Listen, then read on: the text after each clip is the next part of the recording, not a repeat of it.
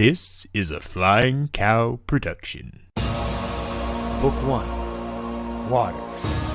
Book 2, Earth. Book 3, Fire. Long ago, Nickelodeon introduced a series called Avatar: The Last Airbender. It combined great anime-style animation, strong storytelling, heart, and humor. It was great, and everyone that saw it loved it. Until one day, a terrible movie came out which everyone hated. But my co-host Loren Collins knows none of this because he's never seen the show.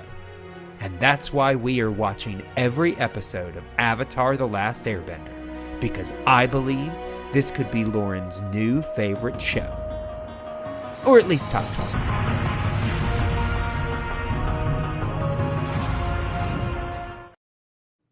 Well, hello and welcome back to Comets and Cabbages here on the Flying Cow, our Avatar: The Last Airbender podcast.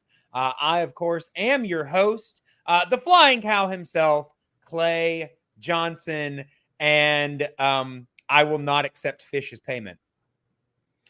My name is Amanda Van Heil, and if there's a storm, I'm staying inside. And I'm Loren Collins, and I have a secret, as yet undisclosed backstory. Ah, good to know. Good to know. Yes. Yes. We are, of course, continuing our review of Avatar: The Last Airbender. We are still in book 1, little over halfway.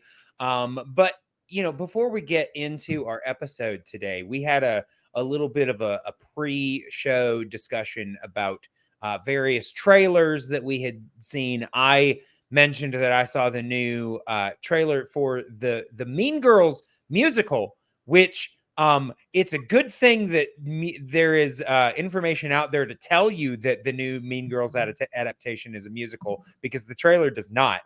But I bring this up because it just made me think, do you think that there's a possibility in the future for an Avatar: The Last Airbender musical? Of course there is. You can make anything a musical. Do you think it's possible that one of the episodes of the new live action series will be a musical? Oh, gosh. That sounds terrifying. I will say, Amanda, if they wanted to put their own spin on it, I'm just saying book 3, Ember Island Players. Oh, yeah. Okay. That's a complete possibility, and I might be open Players to that. is a musical, I would be 100% up for that. I'm pretty gung-ho for musical episodes of TV shows, to be honest. So I'm on board with this. But qualifier, not for the first season. I think you don't know, I agree.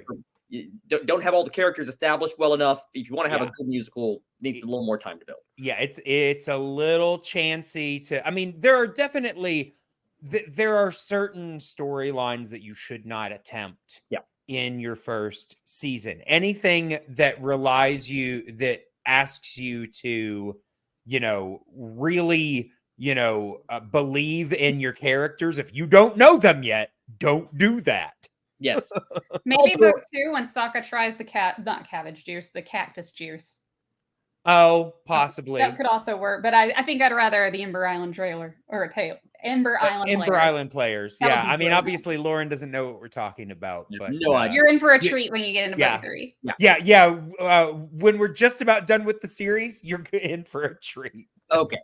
I was gonna say the other thing is I think musical episodes often work best when they're kind of toying with the format of the show, and again, in the first season, you haven't spent enough time establishing the standard format in order to have fun. To toy with it. Yeah, exactly. By the way, it's a little silly to do that at that point. Another thing not to do in the first season: clip shows. Do not do clip shows in the first season. Yeah, because you don't have much to work with. No. Although, if you've ever seen the Clerks cartoon, the second episode of the Clerks cartoon is a clip show.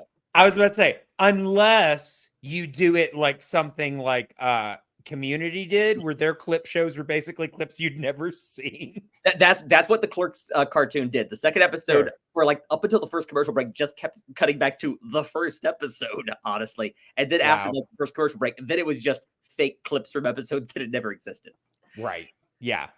I mean, something like that I think is ingenious. Personally. Yes, that was fun. However, when they aired the show, ABC aired the episodes out of order. So the only episode that it aired previously was not the episode they kept cutting back to.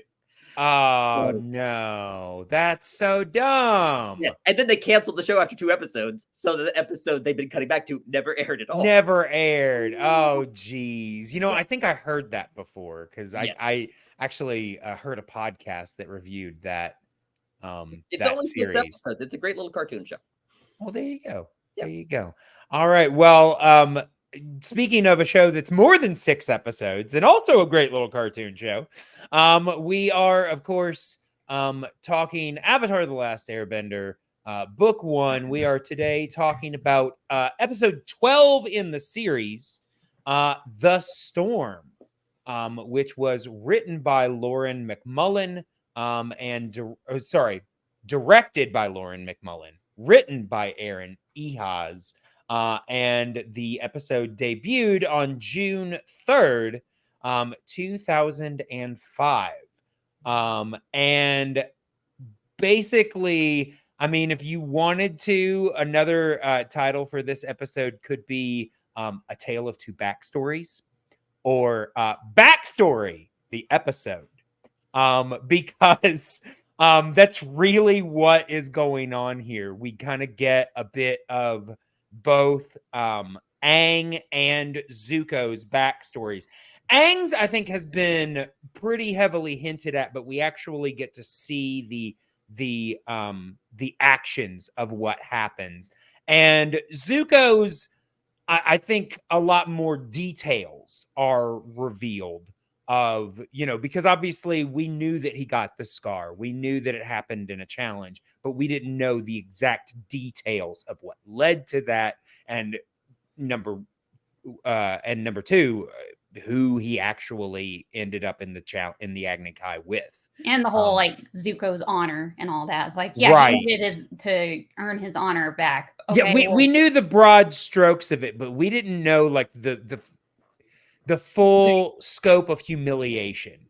Yeah, we knew he was exiled. We knew he was disgraced. We knew, like, if he did certain things, like he was trying to work his way back to being allowed back in. So he's capable of forgiveness. But But yeah, I mean, I'm surprised to hear you say like Aang was foreshadowed. Like just an episode or so ago, I've been thinking it's like we have no information about like how he ended up in the giant ice sphere.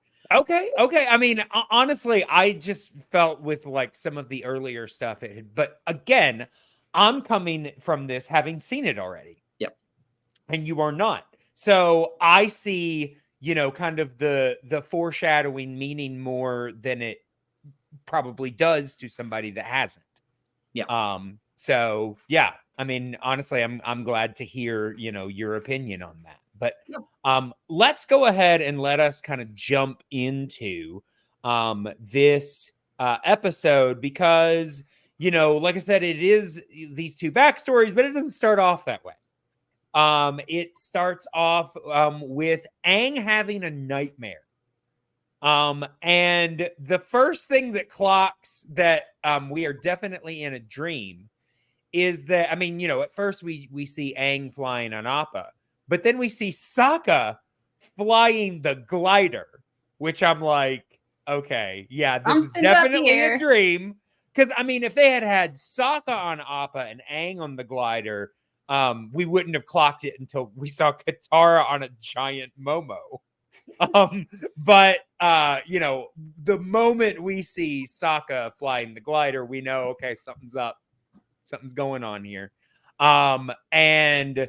you know, they're flying and everything looks happy and everything until it gets dark and they go into a storm and, you know, chaos ensues.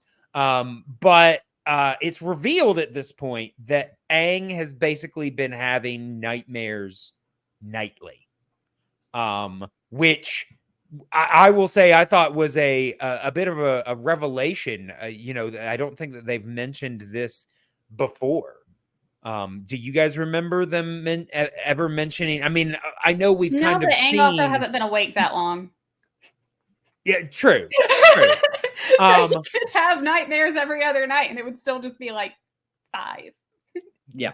No, I don't recall this being set up, but honestly, that doesn't surprise me. No. I mean, and I'm not even How many saying that it casts have we seen needed to be. I'm Yep. just, because I don't think that it catches you off guard enough that it's like, okay, this needed to be set up. It's more just like, oh, okay, I didn't know he was having nightmares. That's good to know. Yeah. I mean, we have, I think in the first episode, we saw him kind of have like the nightmare of, what happened the day he got into the iceberg. But this is the first episode that explores what led up to all of that, really. Oh no, I completely forgot we got any of that. Okay, we did in the first episode. We saw basically him remembering getting caught in the storm, falling in the water with Appa. Avatar state kicking in and freezing. Okay, but having no context for anything. Yeah, having no context as to how any of that, what led to that. Yeah, but we saw the actual accident of the iceberg happening. Okay. Yeah. All right. I will say too, after all my complaints the last episode about the animation, right off the bat here, like with the nightmare, and then when he wakes up, like the tone of all this, the look of it all was much improved. Okay. Yeah. Yeah. For half a second, I thought you were just gonna say, I noticed how much it all sucked. No, but I think I was saying before, like we were gonna get to something better, and this is something better. Yeah. Yeah. There you go. So yeah, Aang has a nightmare and it wakes up Katara, and then a reaction from them causes Momo to then wake up Sokka, which I would say I had to clip this out because this reaction from Sokka is hilarious. What's going on? Did we get captured again? Did we get captured again?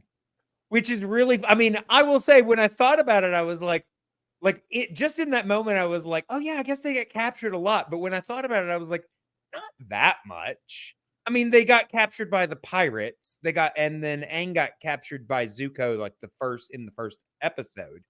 But those are really the only times that I remember them specifically getting captured. I personally just like that he sleeps with 2 boomerangs. Not just one, but 2. No, it's Boomerang and his little bone thing. Oh, okay. Yeah, his I little just thought they always bone knife. looked like boomerangs, so I could never tell which one was the boomerang and which was Sure. the other one. So 2 weapons. Yes, 2 weapons. To be fair, he keeps getting rid of the boomerang, and it just keeps coming back. Sure. It's not his fault. Yeah, he's double fisting the weapons. I thought that was a funny exclamation. But yeah, so Aang just shrugs it off. He doesn't want to talk about it. It's just like, yeah, nightmare, but I'll be okay, whatever. So then the next day they are getting ready to go to the market, I guess, because they need supplies. I will say in that first little bit, Sokka lets them know that he had a dream too. But they didn't want to hear about his No, dream. they were not interested. But all of a sudden, something that Katara says strikes Sokka again. Guys, wait. This was in my dream. We shouldn't go to the market. What happened in your dream? Food eats people. Also, Momo could talk. You said some very unkind things. Poor Momo. Yeah. For a split second, I thought that was going to be one of those scenarios where it's like, oh, it's a joke right now. Later on, it will turn out to be right, and then like, no, it's just. I mean, yeah. Honestly, it kind of is set up that way, but the moment Sokka goes, "Food eats people," I'm just like, yeah, I don't think that's gonna come back. I will say though, metaphorical dreams or something like that. But no, when it's followed up with another joke about Momo, then sure. I will say though, the idea of Momo talking does come back. It's I mean, just I will say I could imagine if Momo could talk, he probably would be talking some shit. He would constantly call you a dumbass. Like dumbass. More important question is, if Momo could talk, could he sing? And And I'm sure we'll all find out about it when Avatar the musical hits Broadway. Exactly. And Momo's gonna have that, in the second act when you need like the opening number of Act 2 that's doesn't feature your main players, give everybody a few more minutes to rest. That's Momo's time to shine. When he has like the shapoopy number of the Avatar music. Oh, see, I was thinking it would be like a deep, soulful number. I was thinking Mr. Cellophane. Yeah, something like that. I do like the thought that that Momo is a bass. Like Absolutely. Sounds That's kinda like, canon. I'm imagining I'm sounding like Barry White now. like that donkey and Alan Tudyk's donkey, that new Wish movie. Just like Oh, yeah. Yeah. Dan and I just watched the trailer, and Yeah. we're so excited. I'm excited. You're excited. And Dan? I think he is too. This was the first he had seen of it, so like he didn't have. I've been looking forward to this for a long time. Sure. I will confess, and we'll move on from this. Like I like that Ariana DeBose is a Disney princess. I like that. I like Chris Pine. Chris Pine. Yeah. That's great. I honestly don't think the trailer looks good. But I will say if there's a new one out, I still need to see it. But Yeah. we'll get there. All right, but yes. So like I said, they are getting ready to go into the market, and they're actually, later on we see them in the market, and they've already gathered all this food, and we see Katara kind of haggling, only to then announce that, oh yeah, I just remembered we don't have any money. Which the woman promptly responds by kicking Sokka. I just wrote down, out of money, you get a kick. Because Sokka had nothing to do with it. No. I mean, Katara was the one harassing her because she's just like, it's all swishy. Is that good? And she goes, Katara was it's the Kataraing right it up juices." again. This is what happens when Katara's things up. Yeah. Sokka always pays the price. Yep. Sokka always pays the price. Absolutely. But yeah, so that then they get the idea that Sokka should get a job, because again, Sokka's the one that has to pay the price for all of this. Maybe he really is the leader. Right. I mean, at the very least, he's the leader when no one else wants to be. But yeah, so Sokka overhears a fisherman basically talking about going out on his boat, and his wife is basically saying, I'm not going on the boat because there's going to be a big storm. So you're going to have to find somebody else. And the fisherman is just like, well, fine, I'll find somebody and I'll pay him twice as much as I pay you. And Sokka's like, I'll do it. He's paying double. And the fisherman's like, I don't know where you heard that. Yeah. No, I was confused by that scene at first because, like, when he mentioned paying, I assumed, like, oh, this is just some woman who works for him. She shows up later, establishes she's his wife. So I'm really confused why she's, Yeah. Well, and also, I'm just like, why is he just paying her? It should be all like, maybe it's like, I don't know, like her own personal money. Like she might have her own bank account. Who knows? It's a tax thing. I don't know. It's. But yeah, so the next but yeah, so Sokka does still decide to go fishing with the guy. And at this point I do want to, well, real quick, does anybody know who voiced that fisherman? Because occasionally when I would hear it, I was like, that kind of sounds like Ed Asner. No, I didn't get that. No, I mean there were just like a couple of lines here and there. I'm gonna look it up really fast just to kind of see, because there are a couple of actually notable guest stars in this episode. Yep. But I didn't. Robert. Okay, it's Robert Pine. Yeah, who I am familiar with. Let's see, what do I know Robert Pine from? I know him. Oh, he was in Chips. Yeah, I've never seen an episode of Chips. I know what it is. He was in NCIS. Okay. Oh, yeah. He's like one of those, like that guys. Like He's like been in absolutely everything. yeah, he's been in a ton of stuff. I'm sure I probably saw him in an episode of Matlock or something at some point. Murder She Wrote as well. One of those guys. Yeah, I mean, like I said, occasionally I thought his voice sounded like Ed Asner, but apparently not. But yeah, so I do want to at this point, we've set up that Sokka's going on the boat. But I want to kind of go ahead and set up Zuko's storyline because we do kind of have dueling storylines going on here. And basically, Zuko is, kind of making clear to his uncle and, people from the crew just happen to overhear, because, Zuko is just like, we're going after the Avatar. And his uncle is like, well, I think there's going to be a storm. Maybe we should, head the other way. And he's like, no, this is the way the Avatar is. We're going that way. And he makes clear that the Avatar takes precedent over even the crew's safety. And I will say, in this moment, there's just a random crew member behind him, and he just makes a point, basically, of saying to his face, yeah, I just said that. You got a problem with it? And I'm just like, he's just there. What's that about, Zuko?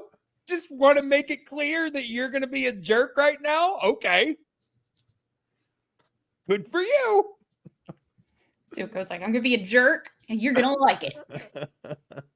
It for 1 second just to see the faces of people on Zuko's ship, because I feel like a lot of times we see the folks who are under him, they're always wearing masks.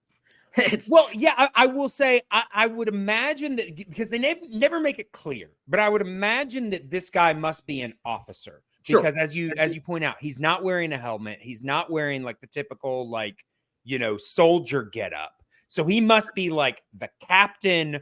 Yep. Or I think they call him lieutenant later. But he, is obviously a ranking official, but is still obviously, under both Zuko and Iroh, which I've got to say, I've never really thought about this crew because, they are part of a ship run by a banished prince.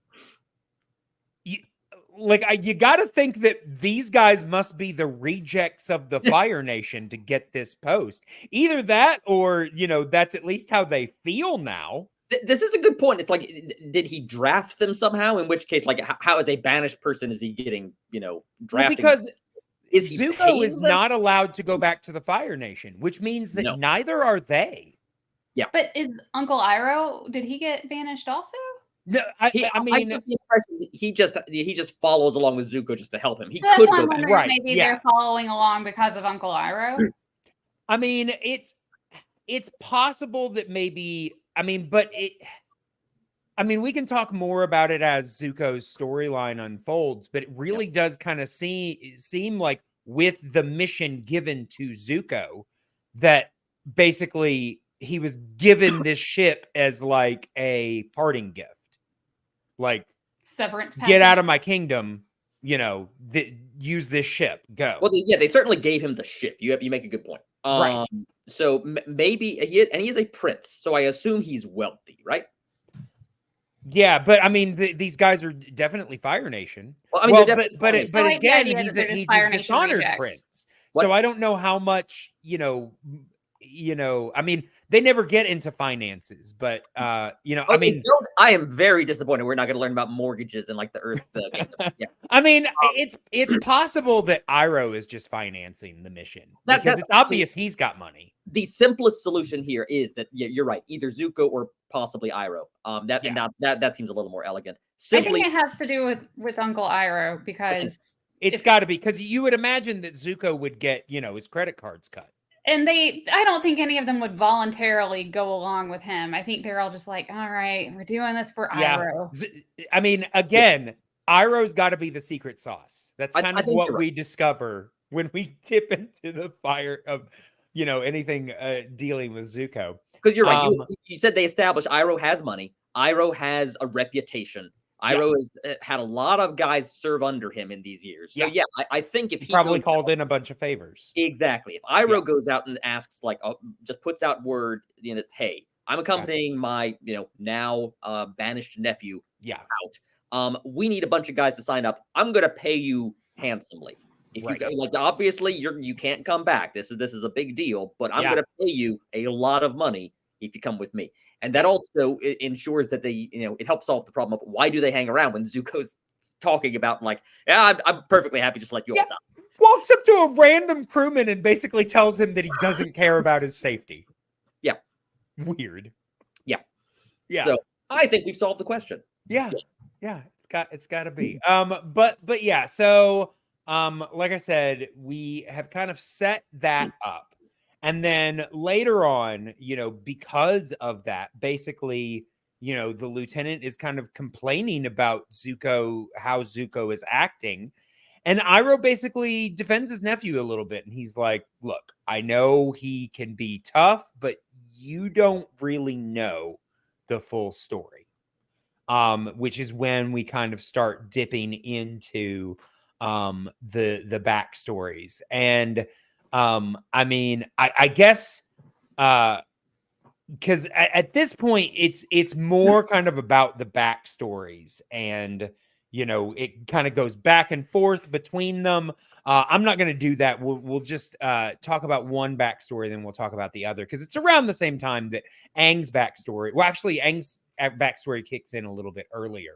But which one do we want to tackle first? Do we want to talk about Aang's backstory first, and save Zuko's, or Zuko's first? Well, let's go with Aang's. Let's take them alphabetically. There you go. There you go. Yes, A to Z. Aang to Zuko. Yes, A to Z. So, or for our British listeners, Z. But yeah. So, Aang's storyline is pretty much. I mean, at least what I expect, because I've seen it. But we see that basically, he is, the Aang that we know, he's created the idea of the air scooter, and he's teaching his friends how to do it and all this kind of stuff. And then he gets summoned to see the elders, and that's when they basically let him know, hey, you're the Avatar because you chose the right toys.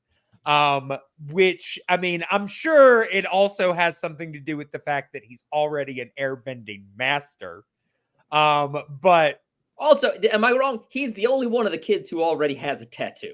Yeah, exactly. Yeah. He's the only one that's achieved the rank of master at his age. So, and because, I mean, at least you would assume from the height of some of them that some of them are older than him. Yeah.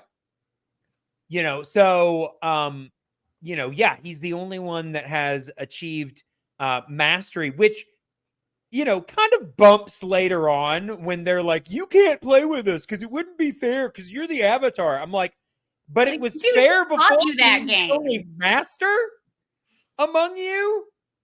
I'm like, come on, guys. It's like, but also, they're like, you can't play because it wouldn't be fair. And then Aang leaves.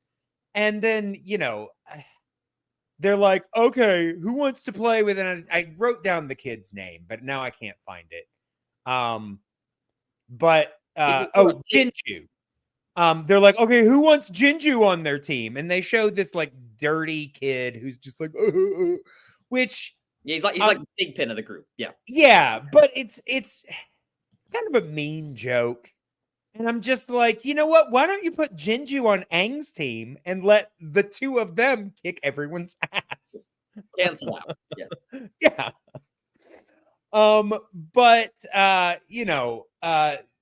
Yeah. So, Aang is kind of dealing with, things changing pretty quickly. And, we're reminded by... Here's where we get the first good guest star of this episode, too. We get James Hong. James Hong as one of the elders, the acting legend, James Hong. And I will say this is not the only time he appears in the series. Oh, very cool. I mean, he'll come back as different characters. I think this is the only time we see this character. Yeah, I I knew this- always just referred to James Hong as the Noodle Dad from Kung Fu Panda. Yeah. Because Yeah, that's how I always think of him. I was like, that's Noodle Dad, right? I was about to say, if you don't know James Hong, he has, he's got a huge voice acting career, a huge live action career. He's been in a ton of things. Most recently, Everything Everywhere All at Once. He got yes, he was He is in that wonderful, and one of the most recent. everyone loves him. And what's the oh, now I can't think of anything associated with it, what the name is, but Pork Chop Express. What's the name of that movie with Kurt Russell, directed by John Carpenter? Geez. Yeah, I'm having a brain fart about this too. I can't believe I can't remember this. I'm sure people are screaming at the screen right they now. absolutely are, because the thing is, I haven't seen this film. It's Big Trouble in Little China. That's it. Okay, yeah, that's like Dan's favorite movies. He's basically the villain in that, and he's great in it. But yeah, I mean, James Hong, acting legend, and yeah, he gets to play, one of the more basically he is the opposite of Monk Gyatso, whereas Monk Gyatso is, we shouldn't tell him he's the Avatar let him be a kid, let him have fun. And James Hong is writing for no, all serious, all Avatar, all the time. He is not the fun monk. No, he is the work monk. The grumpy monk. The grumpy monk. No, honestly, on the Avatar wiki, he's not credited with a name. He is described as dour monk. Okay. Yes. I think grumpy monk is more fun. I like grumpy. The grumpy monk. You do get actually, I want now a restaurant called the Grumpy Monk. Yes. That sounds like a great name for a restaurant, honestly. Or a bar. Or a bar, yeah. The Grumpy Monk. I mean, I don't know. I mean, it could just be a cocktail. I would order a drink called the Grumpy Monk. Order yourself a Grumpy Monk. It's got a ton of lemon in it. Yeah. Tons of bitters and sours. I like sour. Yes. I was about to say, if we have any mixologists out there, okay, I want a super sour called the Grumpy Monk. Drink. I want send us the recipe. I like tequila. Yeah, I actually have a friend who knows a lot about mixed drinks. I might ask him about that. Ooh. I'm sure he could come up with a good cocktail for us. Nice. So yeah. I'm gonna on the rocks. Yes, absolutely. But yeah, so Aang's basically his entire life is changing, and the monks just want him to be serious. His friends don't want to play with him anymore. And then to top it all off, he overhears a conversation where basically the grumpy monk is making he's complaining about what Gyatso's doing. And I guess the senior monk, the guy in the middle that hasn't spoken till now, basically tells Gyatso, we're going to separate you. We're going to send Aang to the Eastern Air Temple. And, Aang overhears this, and that's when he runs away. Little does he know, though, we see Gyatso later going to Aang's door to tell him he's going to fight it. He's not going to let it happen. But Aang has already run away. And that is when, again, we see the scene of Aang, flying away, getting caught in the storm, falling in the water, creating the iceberg, everything. I will say, though, I have a bit of a theory that I put together after watching this episode that I'll talk more about once we get further on. But I don't think it was an accident what happened. I'll just say that. But yeah, so that's pretty much Aang's backstory. So now going to which, I mean, we didn't mention that part of Aang kind of going and having his full backstory moment was that the fisherman discovers he's the Avatar and gets angry at him, which I will say, this is really one of the first people that has kind of thrown the accusations that Aang's really given to himself.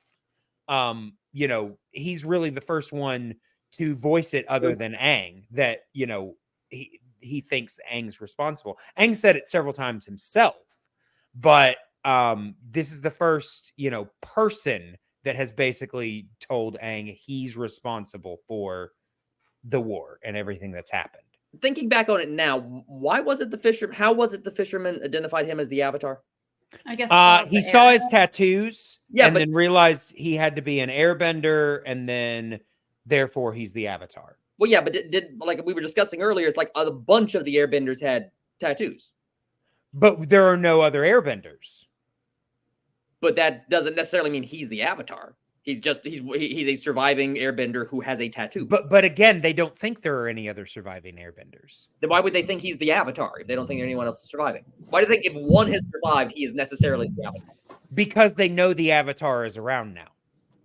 Remember that's been the premise of a bunch of recent episodes. Because is that it's now been revealed that the Avatar is back. Okay. So yeah, he sees an airbender and just, that guy's got to be the Avatar because we don't know of any other airbenders. Okay. Yeah.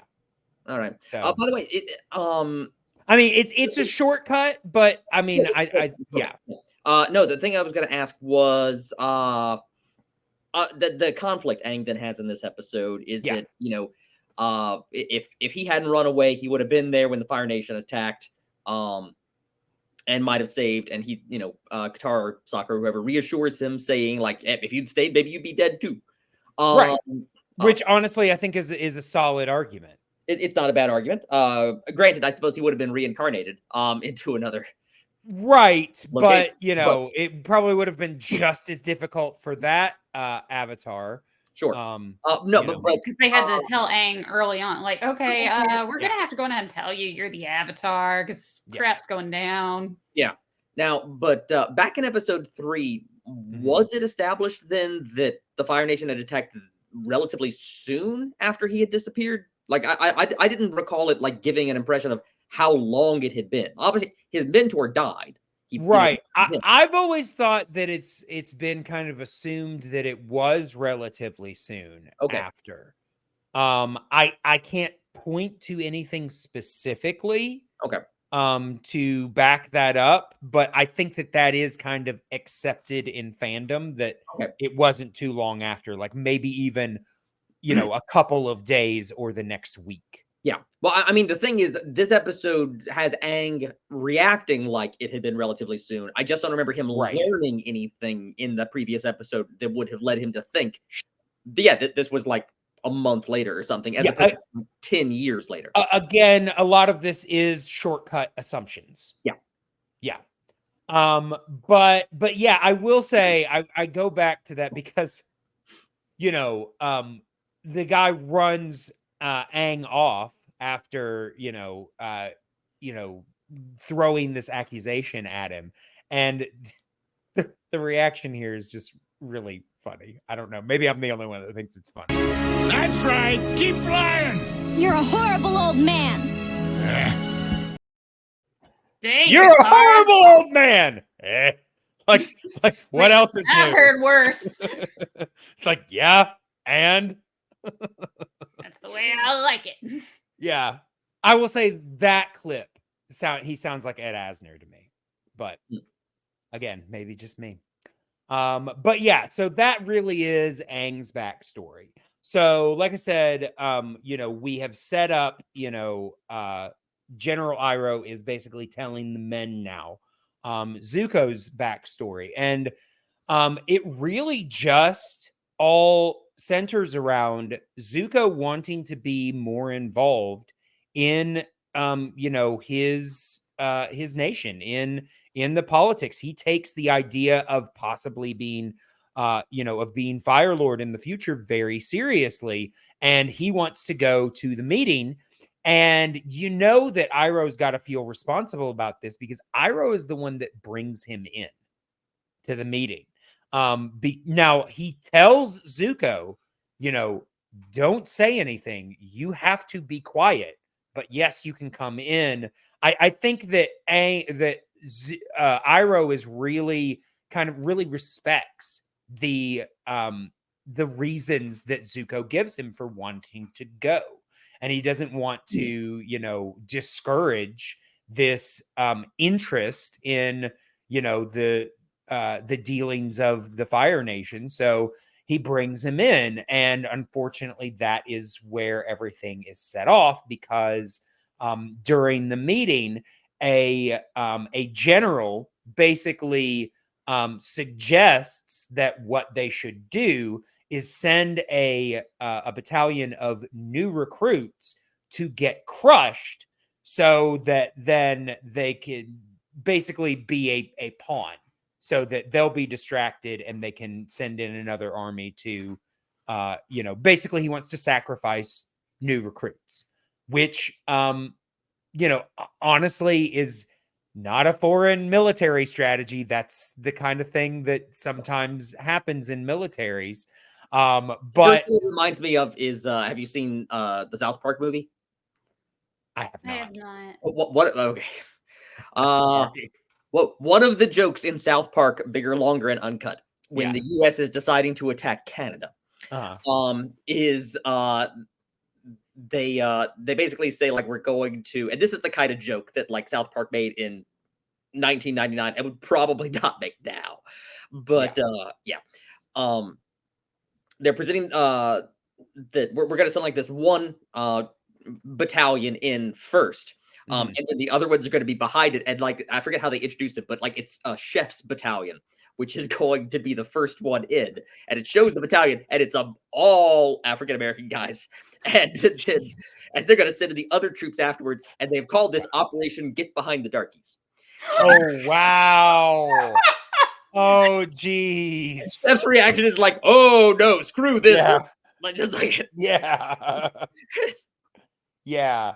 But yeah, Zuko also takes offense to this strategy, and because he believes the patriotism that he's been fed, and also believes that these soldiers feel the same, and that it's kind of despicable to treat them this way, and speaks out in the middle of a cabinet, in the middle of a meeting, basically to this general's face.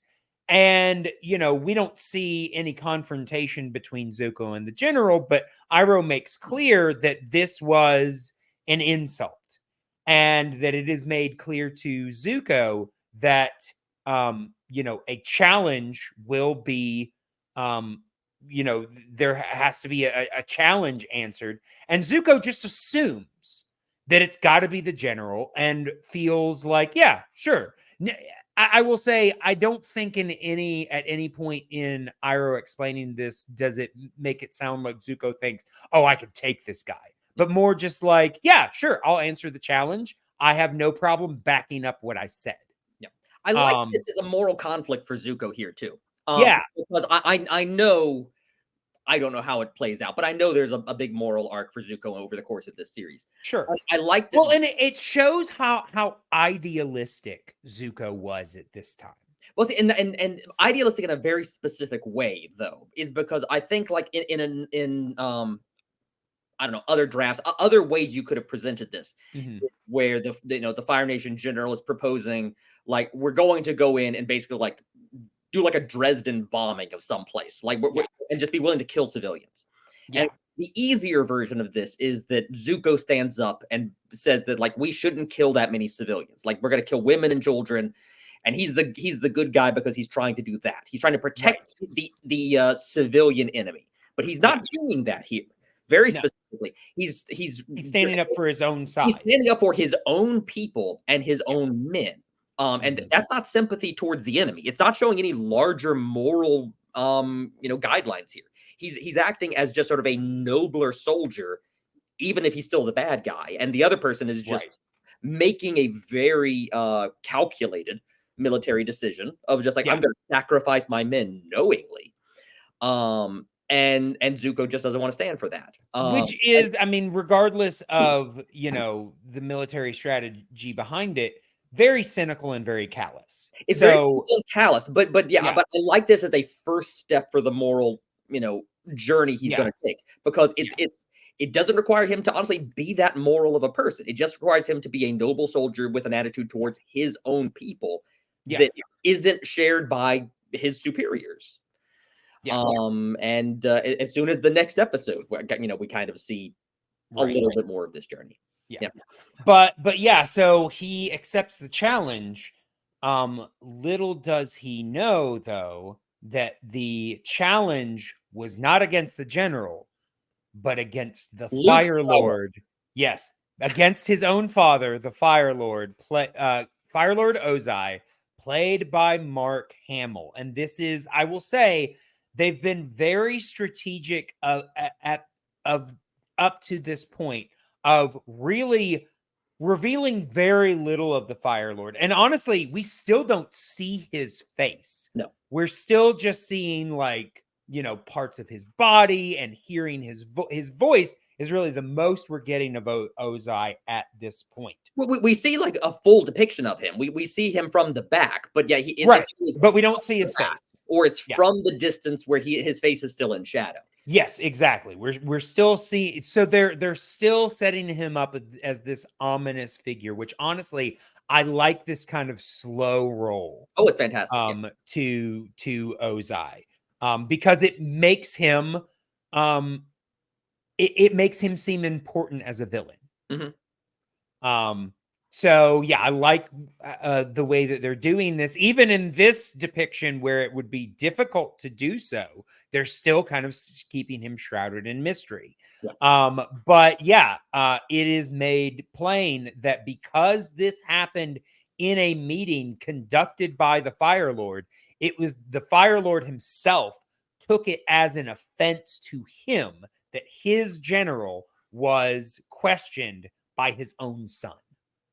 And so, you know, he challenges his own son to a duel, an Agni Kai, a fire duel.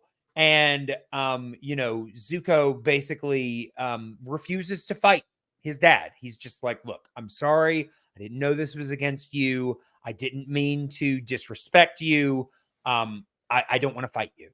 And Ozai makes it pretty clear, no, you did disrespect me. And so I'm going to make it very plain to you that, you know, not only am I upset the way you disrespected me, but now because you are refuting to fight me, you're a coward. I basically disown you. And so we see the moment that leads up to, we don't actually see the blow of, you know, the scar, but we see that the scar on Zuko's face, this disfiguring scar that takes up, like we've said, a good portion of his face, was caused not only by a challenger in an Agni Kai, but his own father. Yeah. What a terrible father. Really messed up. No, it's a good reveal.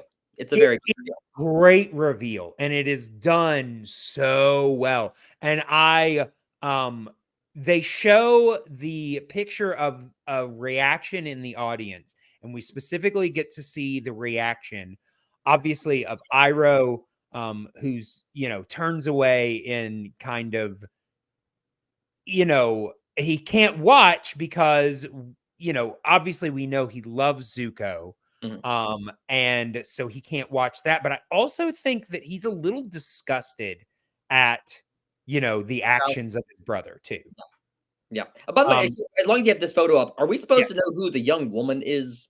Because she comes into play soon. Here's the thing. So obviously we're also seeing in this shot, General Zhao, or sorry, not General Zhao. What am I talking about? Commander Zhao, who, you know, obviously, I mean, it's kind of hard to say because it's a little, the way the lighting is in this, but he's obviously, he approves of this. He's got a bit of a smirk on his face.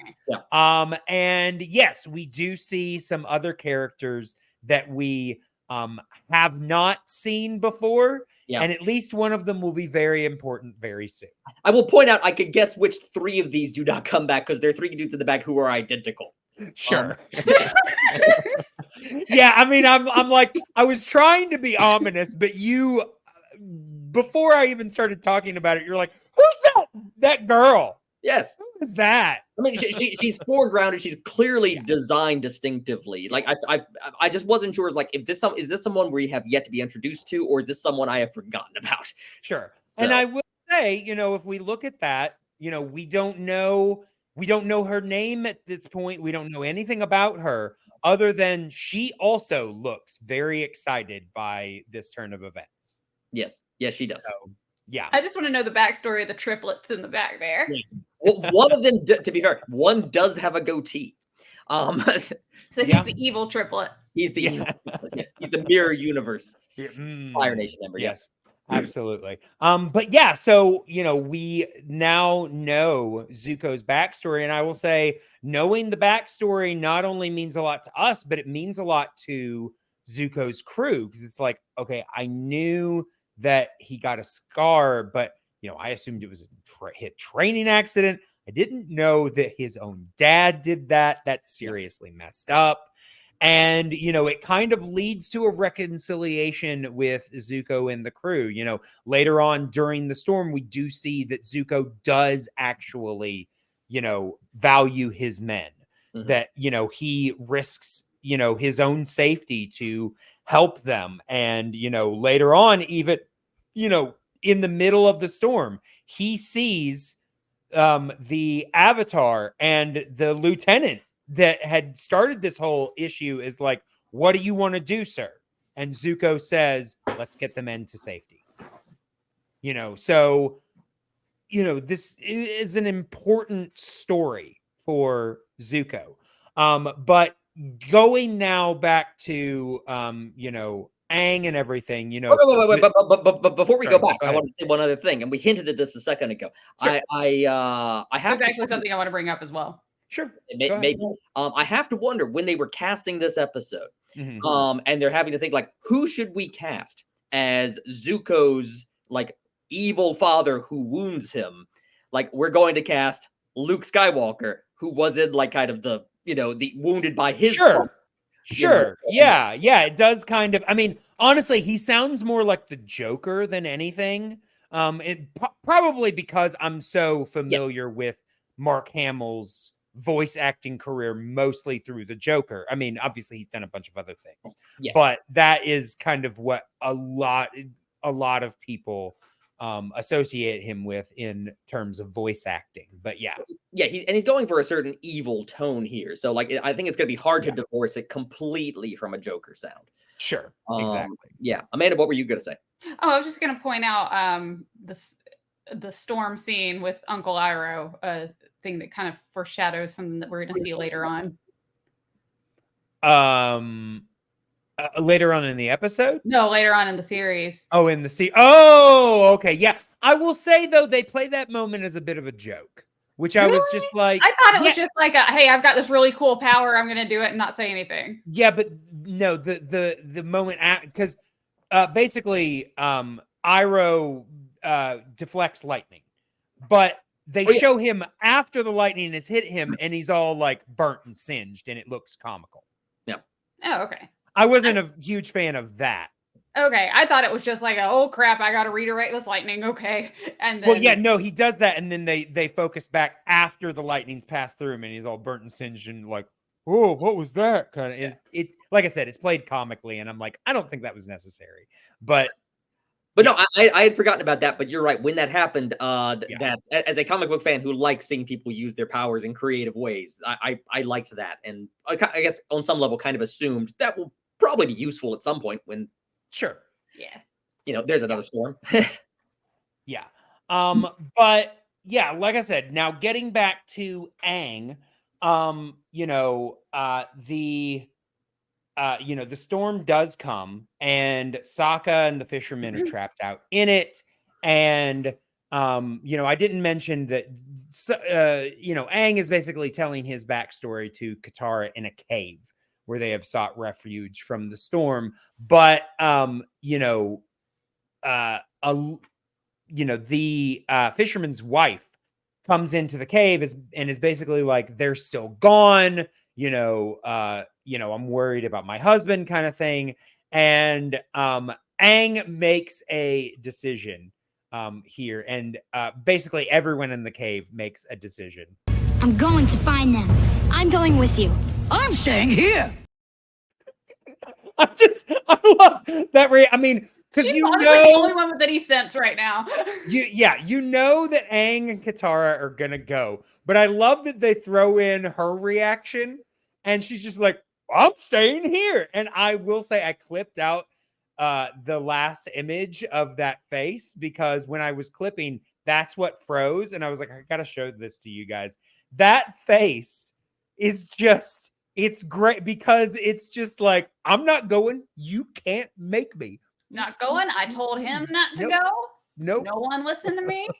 You can't make me. It's just so defiant. It's so funny.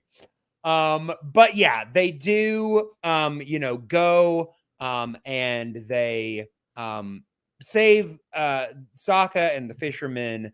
And I will say, obviously, like I mentioned before, Zuko sees them on the way to save. He makes the decision to save his people, but then they go into the eye of the storm, basically, to get into some calm.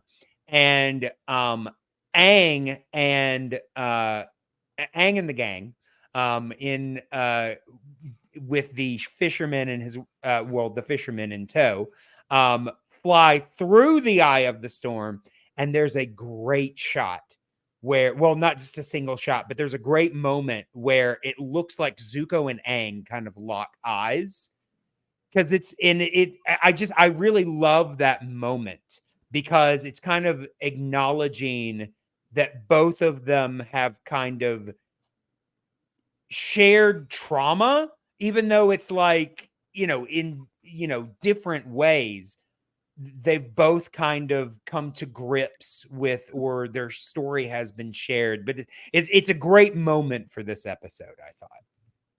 It's kind of like you're an equal rival instead of.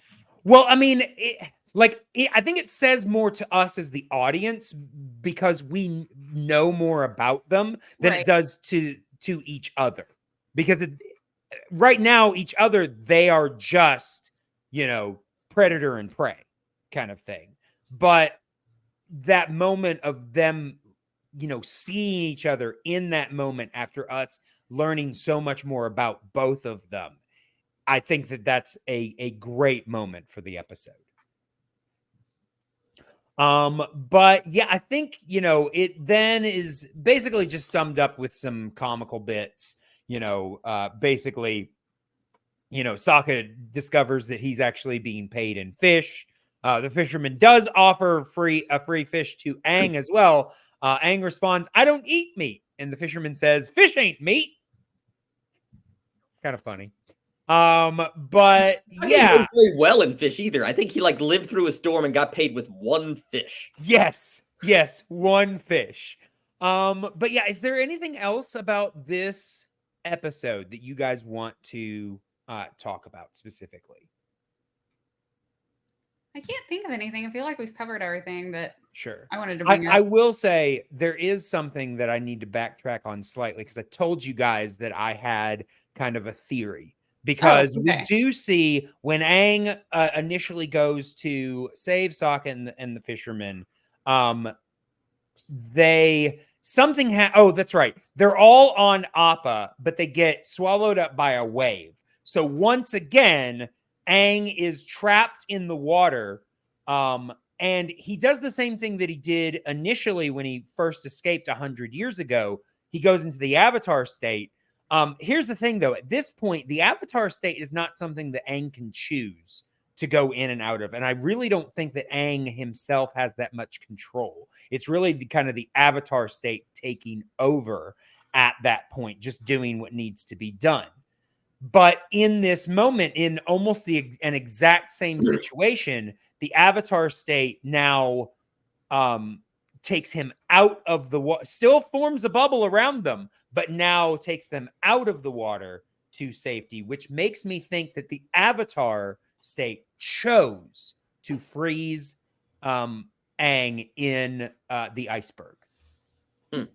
That this was, and I mean, Katara even says, I feel like it was meant to happen this way. And I almost feel like the episode is letting us know, the Avatar, basically the Avatar entity knew that Aang wouldn't have been effective in the time period that he was living in, that they needed to wait. Thoughts? I mean, it's interesting. That's I a mean, valid Like I said, theory. it's a theory. Yeah. I mean, I'm guessing that doesn't necessarily get any confirmation down the line since you have seen future episodes. But I mean, I don't know. We are going to be seeing new projects coming up. Yeah. Main thing we including know these is that he, at characters this point, is that he can't decide when to turn into the Avatar state. at this point. At right. this point, Yeah. I mean, again, not having seen it, my gut says that it would have to be sort of a weird series of events where, having Aang specifically, go to sleep for 100 years and wake up would be preferred to actually having, not even if he dies, some Avatar during the time in between, during the 100 years, even if the Avatar is getting killed multiple times in them. Like, I don't know how that would be worse than having no Avatar. So, by the way, just hearing you talk about the Avatar state finally clicks with me. There's all this talk about past avatars, and it's occasionally discussed like with the language of reincarnation. Yes. Of coming back. But Aang at the same time doesn't seem to have like memories of like past lives like you usually have with reincarnation. Sure. I mean, I will say there are episodes down the line where you will see that he's able to connect with more past avatars and through that share their memories. Okay. So, because it makes me wonder if this is less of a like reincarnation of the soul type of thing, so much as like if like you said, the Avatar state takes over. Right. I will say he dies and the Avatar state passes to someone else. Right. It's made much more explicit later exactly what it is. Okay. But let's just say that there is the spirit of the Avatar goes from person to person. Okay, that's the second thing I was describing. Kind of like if this means anything to either of you, like the Phoenix Force from the X-Men. okay. It's kind of a thing that possesses you, and then it can move to another person. It's kind of like the Trill in Star Trek. Yes, like that. Okay, yeah, that's fair enough. But yeah, honestly, I think that's the closest correlation that I can think to. Okay, like a spiritual Trill. Right. Okay. Yeah. But just like, I mean, a little less because the Trill accesses their, past memories constantly. Yeah, whereas Aang really kind of has to like engage to do that. But yeah. That's fair. But yeah. Anything else that we want to talk about with this episode before we move into segments? I think we move on to segments. I got nothing else. Okay.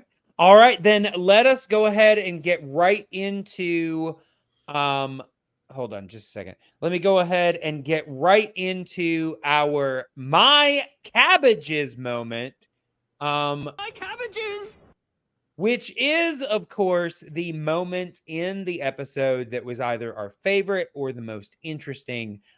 So Loren, let's go ahead and start with you, sir. What was your My Cabbages moment? I suppose just the actual what was it? I already forgot the term you used for it. The Agni Kai. Agni Kai. That's the Agni Kai, yeah.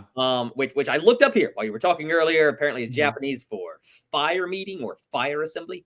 That's essentially what it is. Yeah. I mean, it's a fire-bending duel. Yes, but I was curious if it meant like duel, but no, it means like meeting or assembly. But yeah. But no, but both like we discussed for just the significance of the backstory of that scene. Yeah. for the introduction of the Fire Lord and Mark Hamill being introduced to the show for the first time, through the direction of the whole scene, like we were discussing, the way it presents it ominously and still kind of keeps the Fire Lord in the shadows a little bit. A nicely done scene that obviously is setting up a lot of things for the future. Agreed. Amanda. The old lady, when she goes, I'm staying here. I'm staying here. Like, good for her. Standing her ground because no one listened to her. She was the one that she was the voice of reason the whole time. She's like, you don't need to go out there. It's going to be a storm. I'm like, yeah, no, it's fine. All right, fine, go. That's right. She will not be moved. That's right. All right. So I am going to give my cabbages moment to that moment that I talked about where Aang and Zuko kind of see each other. It just I love that moment just for what it means to us, kind of after having seen the backstories of both of these characters, and the way that in a way they're kind of linked, which is interesting, especially considering that Aang, was born over 100 years ago. But, this whole thing, and it really, because we see, that even though this is the path that Zuko has been given towards regaining his honor, his father never intended him to be successful.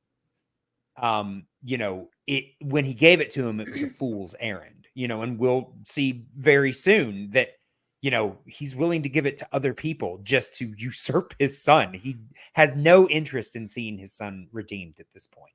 So it's, really kind of messed up. I wouldn't get him anything for Father's Day. No, I don't think so. All right, so let us go ahead now and let us get into our Mako Award. This is, of course, the award that we give to our favorite or most interesting character for the episode. Amanda, what you got? I'm going to give it to Zuko this time.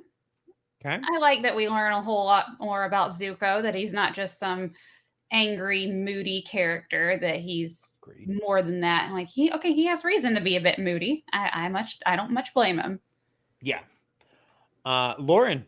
Well, I was going to say Zuko as well, honestly. But since I sometimes, go back and forth between character versus voice actor on this, I will split the baby here a bit and say on the character side, Zuko. On the voice actor side, it is nice to hear James Hong in this episode. I would be willing to give it to Mark Hamill, but we don't hear a lot of Mark Hamill. So no. We'll hear him later. Well, I assume we will hear a lot more. I will have plenty of opportunities to give the Mako Award to Mark Hamill, but for right now, the voice side can go to James Hong. All right. Well, I'm also giving this actually to Zuko because I think, yes, we also get a backstory for Aang, but I don't think it can be argued that the most interesting character in this episode was Zuko. Because while I found Aang's backstory interesting and I think it's important, I think it's hard to argue that Zuko's wasn't the more compelling. Just because of the trauma of it. It really makes you, which I think it's important for a villain character that you want audiences to care about.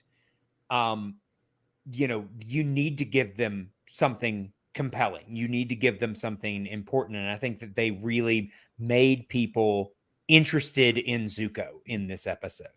Zuko gets my Mako Award.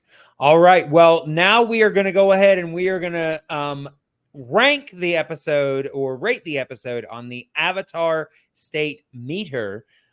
This, of course, is a ranking of 1 through 5, 5 being the show at full power, 1 being a fatal blow, could be fatal for the show. Who knows?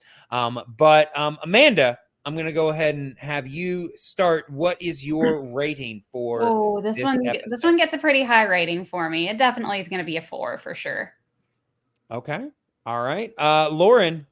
I was going to go ahead and give it a 4.5. I really liked this episode in a lot of ways. I would at the same time like to keep a 5 open for something that really just blows my socks off. Right. Also, as I think about it, also something that isn't backstory technically. I think like a 5 would be a little more merited by watching something as it plays out now, Sure. rather than 2 characters tell things that happened in the past. Sure. So, yeah. But did so in a compelling way. Oh no, I mean they absolutely did so in yeah. a compelling way. But I mean, at the end of the day, it's still 2 characters just filling in backstory, rehashing the history that we just don't happen to know. Exactly. Yeah, I agree. I'm actually also going to give this a 4.5. I also toyed around with giving it a 5, but honestly, I do remember liking episodes even more than this one, even though this is definitely one that I was looking forward to getting to. So yeah, I wanted to give myself somewhere to go. So yeah, 4.5. But this is, I will say, I think so far, this is my favorite episode that we've covered. I think it's just a really solid episode and really kind of makes me excited for what's coming up. The only reason I didn't give it a 5 is just because like there are a few episodes that I just really, really love. And so I have to like go up from there. So maybe I'll give it a 4.25. There we go. 4.25. Sure. All right. Well, then it is time for the question, the most important question, which is, of course, Loren, is this your new favorite show? I mean, this made leaps and bounds above the last episode. Absolutely. So yeah, I mean, you went from a 1.5? I think I gave it a like 1.5, close to a 5. So that's really good. Yeah, it's a big jump. No, this one was a marked improvement. And I was happy to see it. But no, it is not yet my favorite show. Got to see how it plays out from here. Has it hit the top 500 yet? Yeah. 500? Ooh, I got to go back over that list. But yes, I will go ahead and say it's the top 500. Okay. All right. Before it was in the top 1,000. So 500. We're like halfway there. Good. Yeah, we're doing good. Yeah, I mean, it's definitely above like, I don't know, Full House or something like that. Bar set pretty high then. Yeah. Exactly. Yeah. Yeah. Pretty good. All right. Well, again, we want to go ahead and let people know how they can get into contact with us. So, of course, you can contact me at the Flying Cow Pod on Twitter and Instagram. You can also email at theflyingcowpod@gmail.com. Make sure to check out all of the other things that we have going on, especially on the YouTube channel. However, if you do specifically want to hear this in podcast form, you can do so at patreon.com/theflyingcow. You can get the podcast feed, all of our stuff in podcast form for only $1 a month. Pretty good. You can also get all of our content 1 week early for only $10. So make sure to check out that and all the other things we have available on that on the Patreon. Amanda, Loren, what do you guys have going on?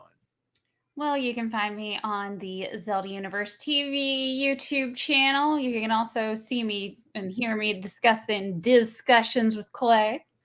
And you can also find me on Twitch at twitch.tv/pandaprincessa, where I often play Zelda games. Yep.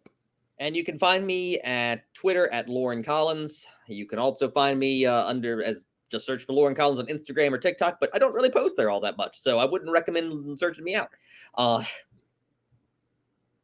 All right. Well, again, we will be back next time talking about the next episode, which is The Blue Spirit. But until that time, moo.